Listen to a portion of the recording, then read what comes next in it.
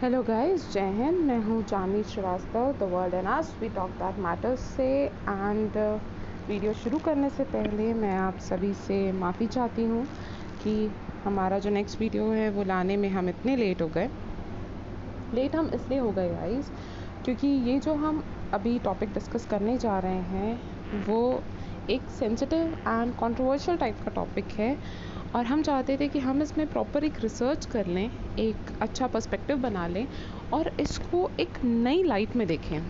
जो नई लाइट की मैं बात कर रही हूँ वो ये है कि हम इसको ये देखें कि किस तरीके से एक रिस्पॉन्सिबल ऑर्गेनाइजेशन या एक रिस्पॉन्सिबल पर्सन अगर इंटरनेट जैसी ओवर सेंसिटिव प्लेटफॉर्म को गलत तरीके से अगर यूज़ करता है, इंटेंशनली अनइंटेंशनली, तो वो इंडिया जैसी कंट्री में किस तरीके का आउटरीच दे सकता है। Okay, so let's start the video.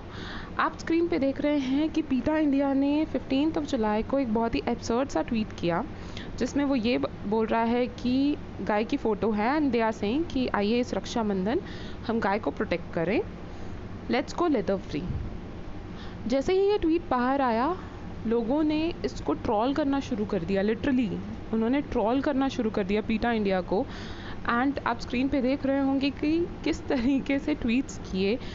हर किसी ने यही पूछा कि भैया तुम ये बताओ कि रक्षाबंधन और लेदर का काऊ लेदर का क्या रिलेशन है, हम कब से ऐसा यूज़ करने लगे। ठीक है, तो इस पे जब ट्रोलिंग बहुत बढ़ गई तो फिर पीटा इंडिया ने अपने बचाव में ये कहा कि हमने तो कहीं नहीं कहा आपको कि भाई लेदर से राखियाँ बनती हैं या ऐसा कुछ। हम तो ये कह रहे हैं कि इस रक्षाबंधन आइए, गाय को हम अपनी बहन मानते हैं और उसकी रक्षा का वचन लेते हैं। जिस पे शेफाली वैद्य जो एक फेमस कॉलमनिस्ट हैं उन्होंने एक ट्वीट किया जिस पे उन्होंने ये बोला कि इस ईद में कोई सेलिब्रिटी ये तो आकर के नहीं बोलेगा या ना ही उसने कभी बोला है कि आइए बकरे को बचाया जाए। बस फिर क्या था, जैसे ये ट्वीट आया तो ब्लैक लाइव्स मैटर से ट्रेंड करता हुआ, रिलेट करता हुआ नया एक ट्रेंड आ गया कि बकरा लाइव्स मैटर एंड वो ट्रेंड करने लगा कि आप ऐसे भी बोला करो, आप वैसे भी बोला करो। लोग पुराने ट्वीट्स निकाल के लेके आने लगे पीटा इंडिया के, जिस पे कभी पीटा इंडिया ये बोल रहा है कि होली पे आइए इस होली हम पढ़ लेते हैं कि शार्क को ना मारे, तो लोग ये सोचने लगे कि भैया होली में शार्क को कब से मारने लगे। कंटिन्यूसली लूप में मैंने पीटा इंडिया के पुराने ट्वीट्स एंड जो उनकी तूतू में शेफाली जी से चली है वो एंड लोगों के रिएक्शंस मैंने चलाए हैं कंटिन्यूसली लूप में, वो इसलिए ताकि आप पढ़ें एंड उसको समझें कि इसकी ग्रेविटी क्या है, इसकी क्या इतनी सीरियस क्यों है ये, एंड क्यों मैं इसको इस तरीके से देखना चाहती हूँ कि इंटरनेट जैसे प्लेटफॉर्म पे और पीटा इंडिया जैसी एक रिस्पॉन्सिबल ऑर्गेनाइजेशन एंड जिसका रीच इतना वास्ट है होते हुए आप इस तरीके का इररिस्पॉन्सिबल एटीट्यूड नहीं रख सकते हैं। ठीक है, कंटिन्यूसली आप ट्वीट्स पढ़ रहे होंगे तो आपको समझ में आ रहा होगा कि लोगों का आउटरीच कैसा है। लोगों ने यही बोला है कि आप अपनी ये हिपोक्रेसी बंद कीजिए, आप इस तरीके से बिहेव नहीं कर सकते हैं। लेकिन पीटा इंडिया ने उन सबको दरकिनार रखते हुए शेफाली जी पे एक टारगेटेड कैंपेन ही चला दिया एंड उनके पुराने ट्वीट्स निकाल के लेके आने लगी, जो कि बहुत ही स्टुपिड मूव था उनका। यहाँ पे जो मैंने इन सारी चीज़ों का एक जो निष्कर्ष होता है वो यही निकाला है कि भाई आप एक रिस्पॉन्सिबल ऑर्गेनाइजेशन है पीटा इंडिया, आप इस तरीके से एक्ट नहीं कर सकते हैं। ओके, आपसे गलती हुई, आपने एक अनइंटेंशनली, शायद अगर बोला जाए तो, वैसे आपके प्रीवियस ट्वीट्स को देख के लगता नहीं है that it was unintentional.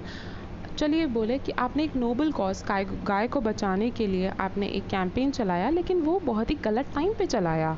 Rakshabandhan and गाय के लेदर को बचाने का कोई रिलेशन कहीं से कहीं तक नहीं दिखता है। सेकेंड ऑफ ऑल ये है कि आप ये बोल रहे हैं कि चलिए आप ये बोल रहे हैं, उसके बाद जब आपकी गलती, आप ट्रोल हो रहे हैं जो कि सही भी है, तो अपने आप को एक प्रॉपर क्लेरिफिकेशन देने की बजाय आपको जो लोग अटैक कर रहे हैं, आपसे जो लोग क्लेरिफिकेशन मांग रहे हैं, आप उन्हीं को काउंटर अटैक कर रहे हैं, जो कि एक बहुत ही स्टूपिड मूव है।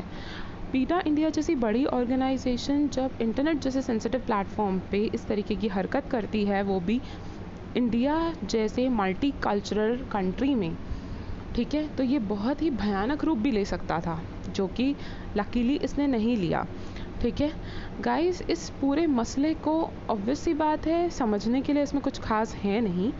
इसमें यही है कि पीटा इंडिया का एक कैंपेन था गाय को बचाने का, जो उन्होंने गलत टाइम पे चलाया, जो कि उनको नहीं चलाना चाहिए था। टाइमिंग उनकी बहुत गलत हो गई। इंटेंशन मुझे नहीं लगता कि उनका कुछ गलत था। सेकंड ये बात है कि इससे हमें ये समझना होगा कि आप में कोई भी हो इस कंट्री का, इंडिया जैसी कंट्री में जहाँ पे इतने सारे रिलीजन हैं, और रिलीजन जो खुद में एक बहुत बड़ा मुद्दा है, इंटरनेट पे उसको इतनी इररिस्पॉन्सिबली हम डिस्कस नहीं कर सकते हैं। ठीक है, अगर आपको कोई फैक्ट्स रखने हैं तो आपके पास कुछ मुद्दा होना चाहिए, उसके पीछे कुछ होना चाहिए रखने का।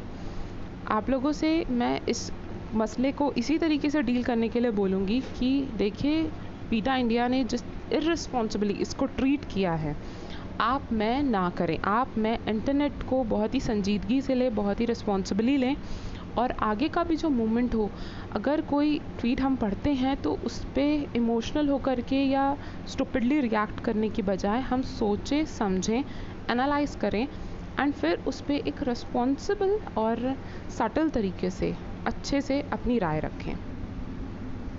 ये था हमारा वीडियो जिसके बारे में हम बात करना चाह रहे थे। मैंने आप लोगों को ये सारा बताया कि कैसे क्या है क्या नहीं है। रेस्ट गाइस, आप लोग खुद समझदार हैं, इस मामले को खुद परखिए, समझिए, घर पे रहिए, सुरक्षित रहिए। कोविड बहुत फैला हुआ है गाइस, हम बिल्कुल नहीं चाहते हैं कि आप में से कोई भी इफ़ेक्ट हो। Please comment, share, like and subscribe to our channel. आपका जो इनपुट है वो बहुत मायने रखता है। So thank you guys, enjoy.